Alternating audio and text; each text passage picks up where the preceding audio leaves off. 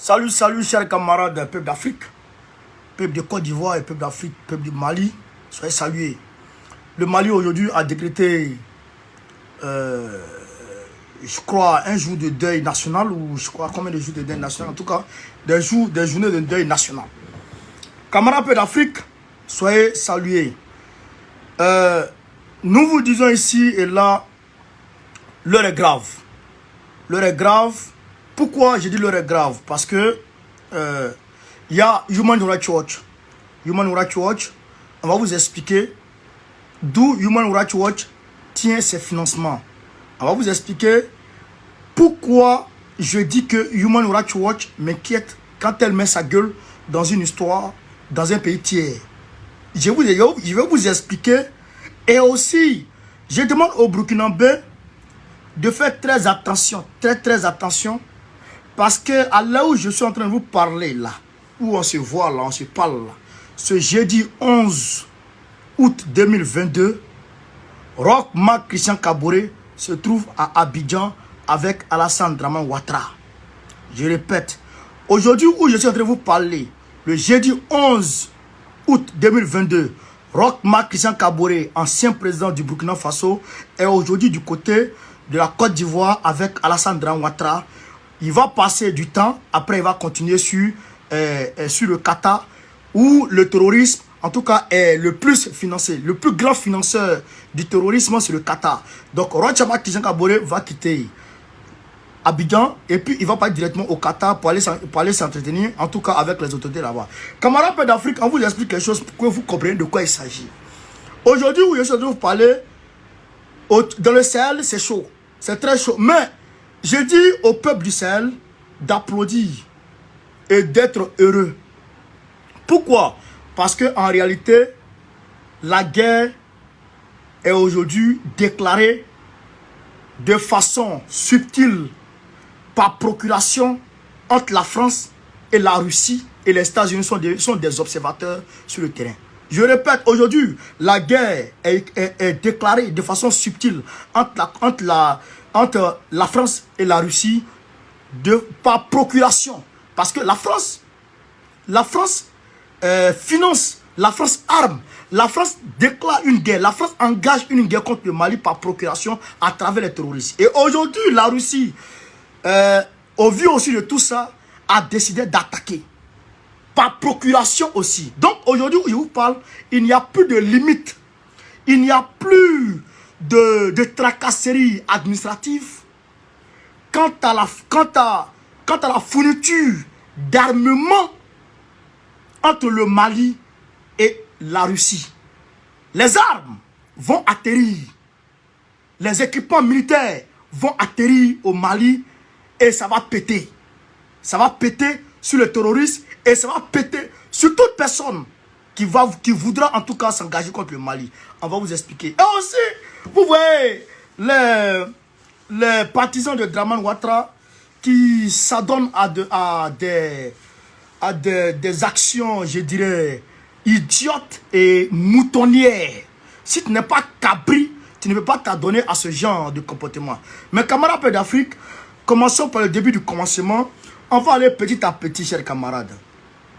Je n'ai pas envie de vous lire le communiqué du gouvernement malien concernant et bien évidemment ce qu'il y a eu l'attaque de Tessit le 7. Je n'ai pas envie de vous lire, mais vous savez, il est bien écrit là-dedans. Je vous l'ai dit hier avant le communiqué. Je vous ai dit qu'il y avait 600 pick-up qui sont venus du Niger, armés jusqu'aux dents. 600 pick-up armés jusqu'aux dents, où les obus pleuvaient depuis très loin. C'est-à-dire que les soldats maliens ne voient pas d'abord qui arrive, mais les obus descendent. Vous savez, je vous ai dit hier et avant-hier d'ailleurs, qu'il y a des avions qui ont décollé du Burkina Faso, de la base militaire française du Burkina Faso, pour aller de l'autre côté vers le Niger, à la frontière avec le Niger et Tessit.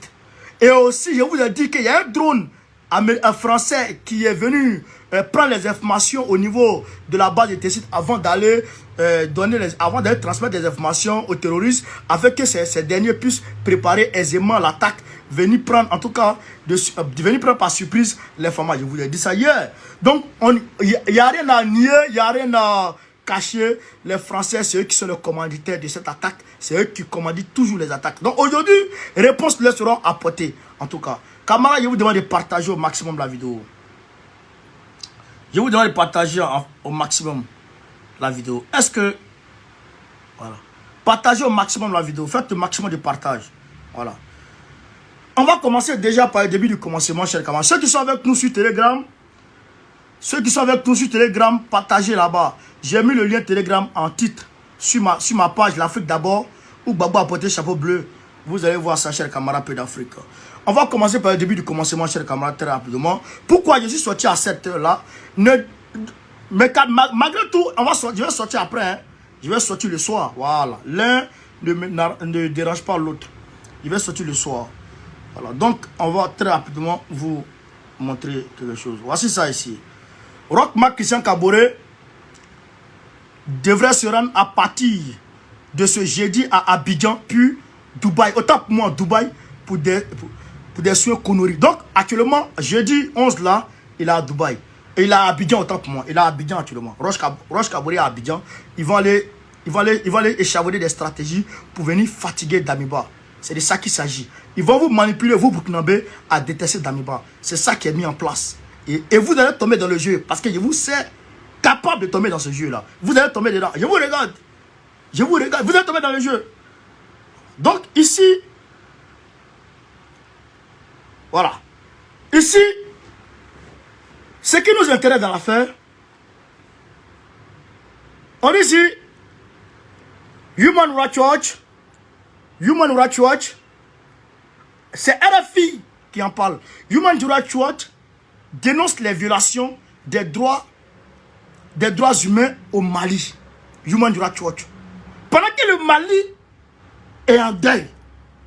Pendant que le Mali... Mais avant de vous expliquer les choses, hein, camarades. Je suis trop prêt à aller là. Faites le maximum de partage. Prenez vos tabourets, asseyez-vous. L'organisation non gouvernementale à la con, dit-il, dénonce dans un communiqué les violations des droits de l'homme, des droits humains perpétrés par la junte militaire au pouvoir à Bamako. Ils dénoncent des violations. Voilà. Ça c'est une publication d'aujourd'hui. Hein. C'est une publication d'aujourd'hui. Voilà. Donc, ils disent quoi ici? En effet, ils disent cette répression... bon, on va lire. Human Rights Watch tire la sonnette d'alarme au Mali. Arrestation d'opposants, restriction de liberté d'expression, disparition forcée. Cette répression a eu un effet glaçant sur la vie politique et l'espace civique, estime l'organisation dans un communiqué pour Johan Henry. On continue. Conseiller auprès de la division Afrique de Human Rights Watch. Conseiller, on dit Johan Henry, conseiller auprès de la division Afrique de Human Rights Watch. Sans respect des droits de l'homme, c'est toute la transition qui est compromise. Donc c'est toute la transition malienne qui est compromise, selon eux. Zouzou, et t'es salué depuis ma position, frère. Sois salué aussi depuis ta position. Reçois mes salutations sincères. D'ailleurs, j'aimerais profiter pour saluer mon grand frère à moi, le camarade Daniel Bulot, le dinosaure de l'ouest de la Côte d'Ivoire. Celui-là même qui en un an a avalé le cavalier et le guémon en termes de mobilisation et il n'est pas prêt. Il n'est pas prêt de s'arrêter. Il n'est pas rassasié. Il progresse en tout cas sa mobilisation jusqu'au sud de la Côte d'Ivoire. On parle du dinosaure le plus grand mobilisateur de la Côte d'Ivoire, chers camarades. Pompée des cœurs pour le camarade Daniel Bulot. Voilà. On continue. Il y a eu une pression croissante de la part du gouvernement de transition, dénonce-t-elle au micro de Pierre-Yves Georges. On sait qu'en janvier, il y a eu la fameuse affaire du docteur Étienne Fakaba Sissoko.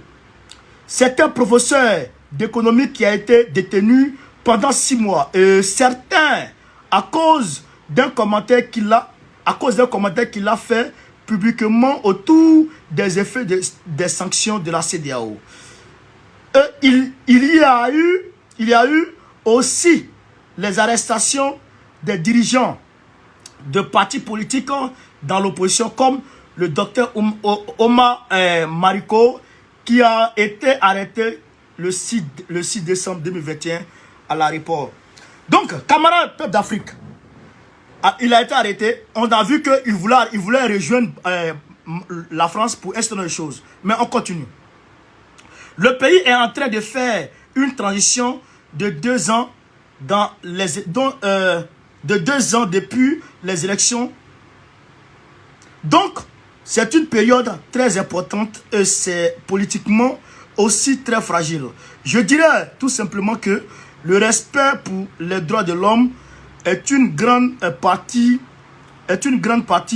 du succès de cette transition. Donc, vous comprenez, Human Rights Watch est venu à la charge encore pour embêter les gens, en tout cas avec cette histoire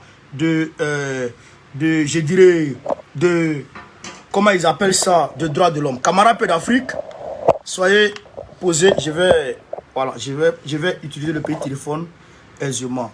Camarades peu d'Afrique, on va ici comprendre qui est Human Rights Watch. On va comprendre qui est Human Rights Watch. On va comprendre pourquoi Human Rights Watch est agité. On va comprendre. Frère, d'abord, j'aimerais vous rappeler que le patron de Human Rights Watch, celui qui finance Human Rights Watch, celui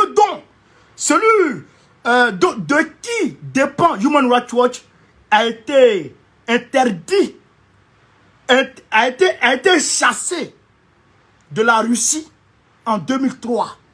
On lui a dit, tu ne peux plus arriver en Russie depuis 2003. Celui-là même qui est le patron de Human Rights Watch, il s'appelle George Soros.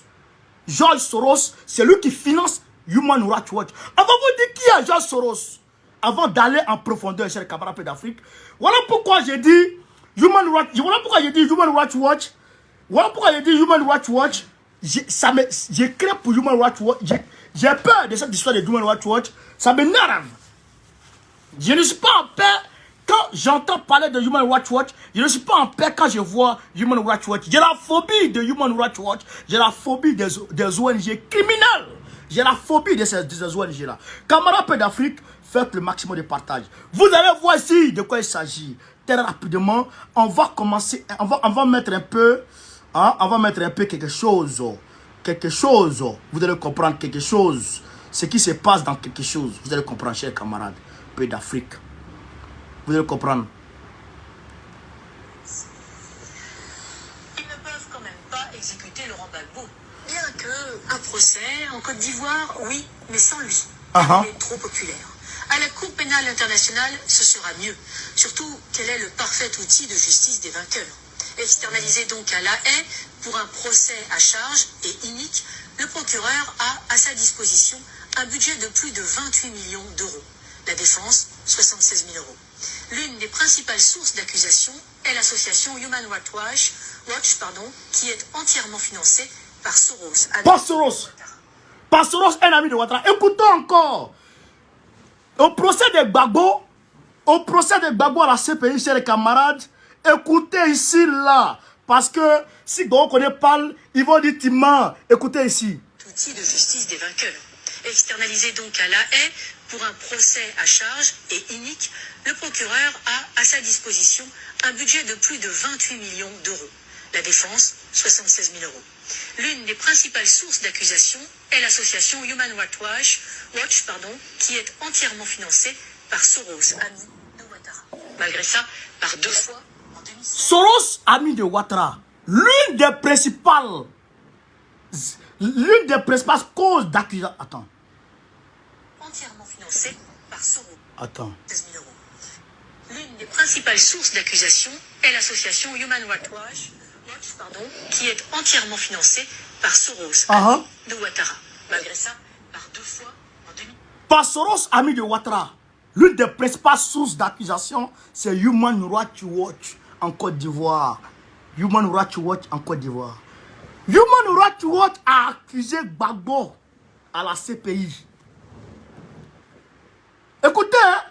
Écoutez ce qu'on vous dit. Human Rights Watch a accusé Gbagbo à la CPI. Human Rights Watch n'a pas vu le charnier des Oué qui s'est passé sous les yeux, au nez et à la barbe des casques bleus. Le charnier des Oué. Human Rights Watch n'a pas vu ça. Hein? Human Rights Watch est allé accuser Gbagbo et Human Rights Watch a été lamentablement frappé, a été lamentablement gagné par Gbagbo Laurent. Le procureur avait 28 millions d'euros. Gbagbo Laurent même pas 1 million d'euros. Mais George Soros, c'est l'ami de Ouattara. L'ami de Dramane Ouattara. Et ce George Soros, camarades, faites le maximum de partage, pompez le cœur. Ce George Soros, c'est celui-là même qui a coulé l'Angleterre. Qui a coulé l'Angleterre en 1992. Septembre 1992, les Anglais ont appelé ce jour le mercredi noir. George Soros, qui a coulé l'Angleterre économiquement parlant, frère. Il a coulé l'Angleterre, il a coulé Taïwan, il a coulé Thaïlande. Il a coulé la Thaïlande. Il a frappé en Russie, oligarque, néo-nazi. Néo-nazi. Il a frappé en Russie. La Russie l'a interdit d'arriver là-bas. Chez eux. George Soros. Vous comprenez ça? Et George Soros, c'est un multimilliardaire, un nazi qui a une idéologie suprémaciste, qui veut gérer le monde à la lumière de sa vision à lui. Hitler bis. Il est pareil que ce gars-là, comment il s'appelle? Bill Gates, qui a dit, qui n'a pas manqué de dire qu'il y a trop de monde, qu'il y a trop de personnes dans le monde, il faut diminuer le monde. Il faut diminuer les personnes sur Terre. C'est le même gars, frère. Donc, George Soros, ami de Ouattara, qui dit ami de Ouattara, dit ami de l'Union européenne, dit ami de Macron, dit ami de Nicolas Sarkozy. Donc, ce George Soros-là pompe l'argent dans l'ONG Human Rights Watch. On va au Mali. On va au Mali, on va trouver là-bas des exactions contre les droits de l'homme. On va trouver là-bas des exactions contre des personnes, etc. Vous comprenez ça?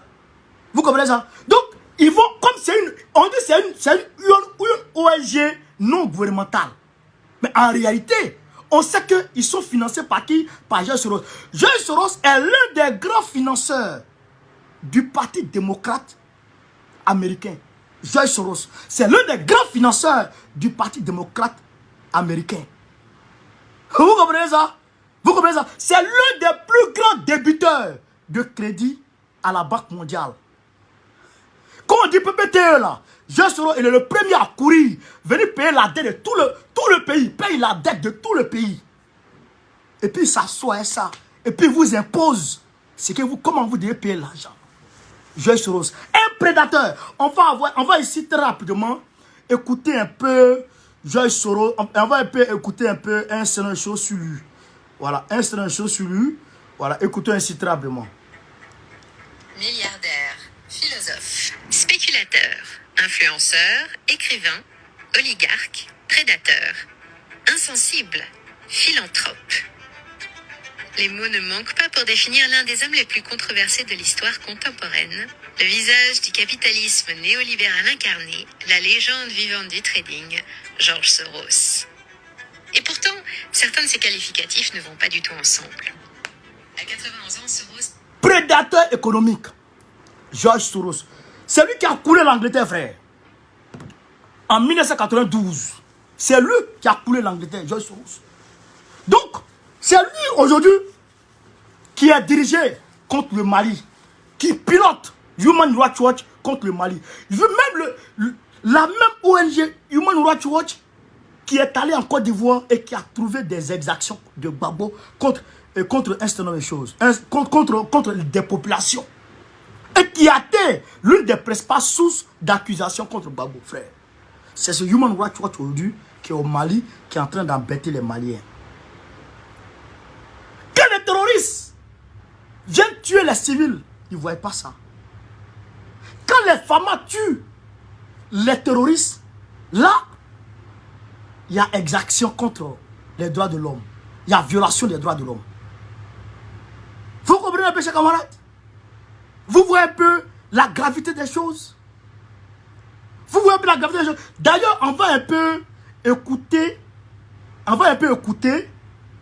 l'histoire de Gbagbo, si vous me permettez. On va un peu écouter l'histoire de Gbagbo avant de tomber sur... avant d'aller voir les comédiens de la Côte d'Ivoire, là, les comédiens ivoiriens là, qui veulent interdire un certain nombre de choses.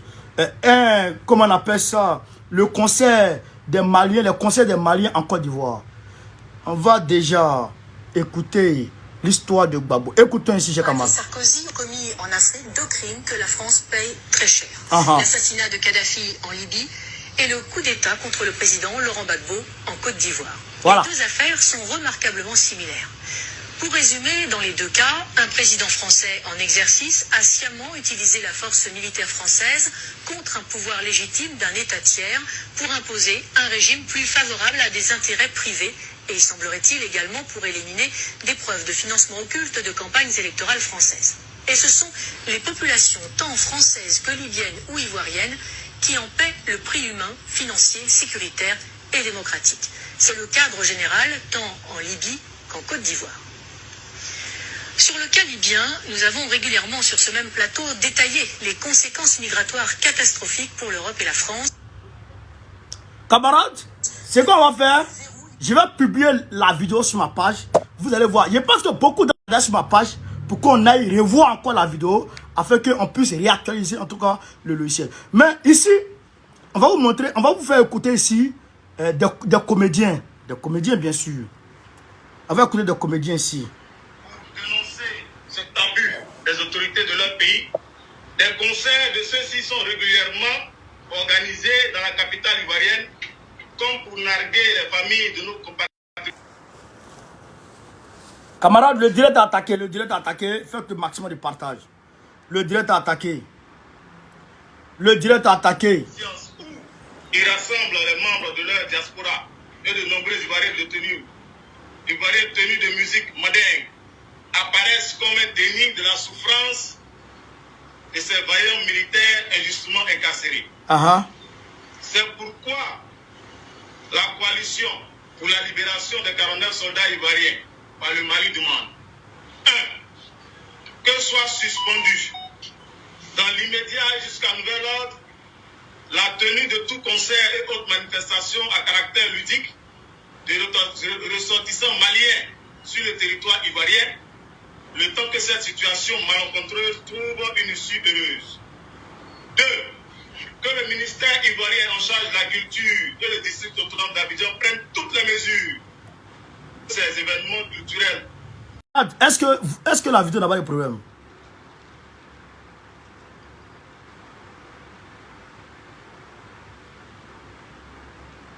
Je pense que... Bon. La vidéo a arrêté, putain. Putain. Mais la vidéo est attaquée.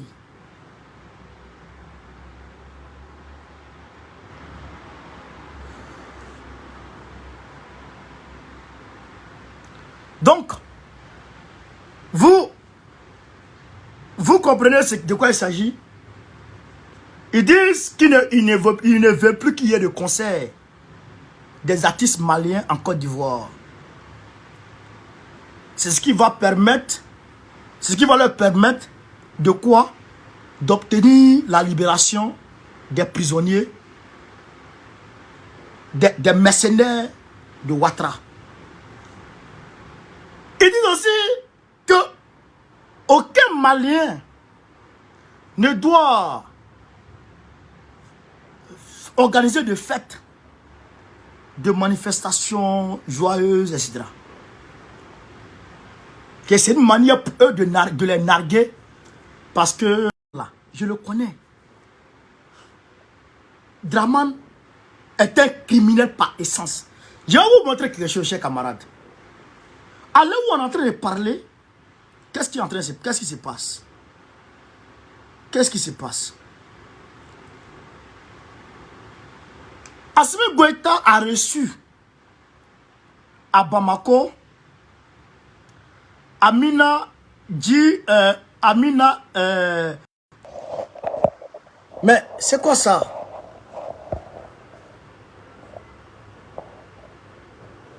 C'est quoi ça? Donc, Assimi Goïta a reçu Amina Jamal Mohamed, secrétaire général adjoint de l'ONU, et monsieur Anadif, le chef du bureau de l'ONU pour l'Afrique de l'Ouest et le Sahel. Après le Mali, ces deux personnalités-là vont se rendre au Togo. Chefo Gnassingbé, le médiateur, à propos des 49 mercenaires de Draman. Mais la diplomatie est engagée. La diplomatie est en cours.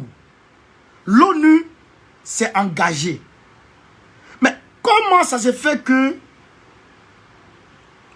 Comment ça se fait que toi, Draman, tu es en train de exciter, tu es en train d'inciter tes partisans moutons à s'en prendre aux populations, aux ressortissants maliens qui vivent en Côte d'Ivoire. Écoutez très bien. Draman est en train de les inciter à s'en prendre à qui? Aux populations, aux ressortissants maliens qui vivent en Côte d'Ivoire. Pourquoi? Je vais vous expliquer quelque chose.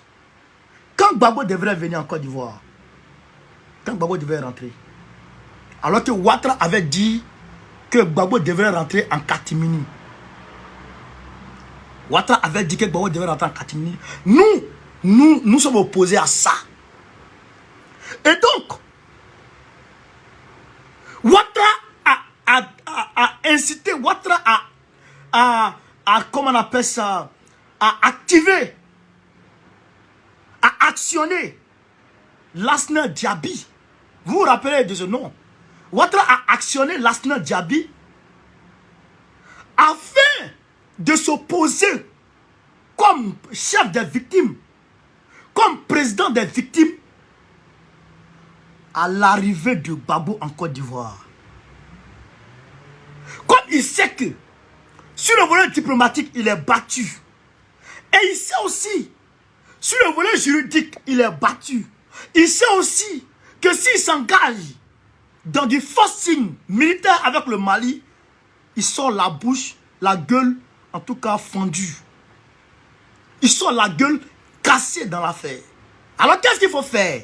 Il faut dresser les populations les unes contre les autres. Il faut dresser les communautés les unes contre les autres.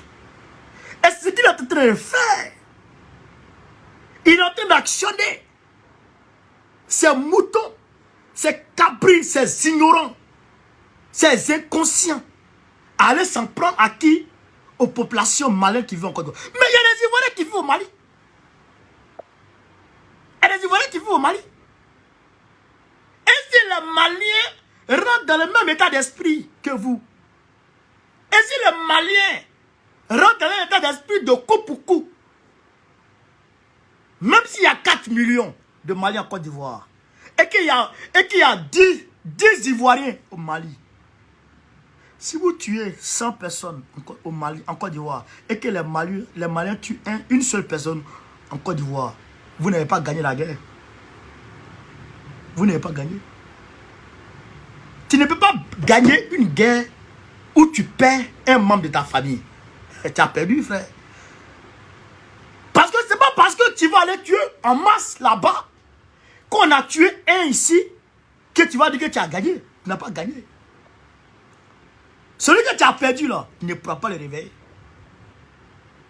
Mais les gens ne réfléchissent pas à ça. Mais comme ils n'ont pas la capacité naturelle et intellectuelle pour réfléchir, c'est des violents. Ils sont dans la violence perpétuelle.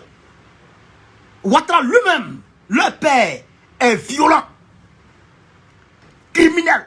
Quelqu'un qui peut attraper un bébé, l'étrangler et puis jusqu'à sa mort dans sa main sans remords. C'est Dramane Ouattara. Il en est capable. Donc, ils veulent s'adonner à ce genre de choses. Mais nous disons aux Maliens de savoir lire entre les lignes, de ne pas les suivre. S'ils disent qu'il n'y a pas de concert là, mais restez tranquille. Est-ce que c'est la Côte d'Ivoire seulement? Est-ce que c'est la Côte d'Ivoire? Est-ce que c'est la Côte d'Ivoire seulement où vous faites vos concerts? C'est que Diabaté, il veut faire concert ici en France. Il remplit des espaces, il remplit des salles en France ici. Allez ailleurs. Annulez vos concerts là-bas. Allez ailleurs. Annulez vos concerts là-bas. Tombez pas dans les yeux. Les ressortissants du Mali qui sont là-bas là. Vous que aujourd'hui, vous qui êtes stigmatisés là, ne répondez même pas aux provocations. Restez tranquille. Dramane recherche. Il veut forcément avoir un cafouillage en Côte d'Ivoire. Parce qu'il est lâché. Parce que sur le chéquier international,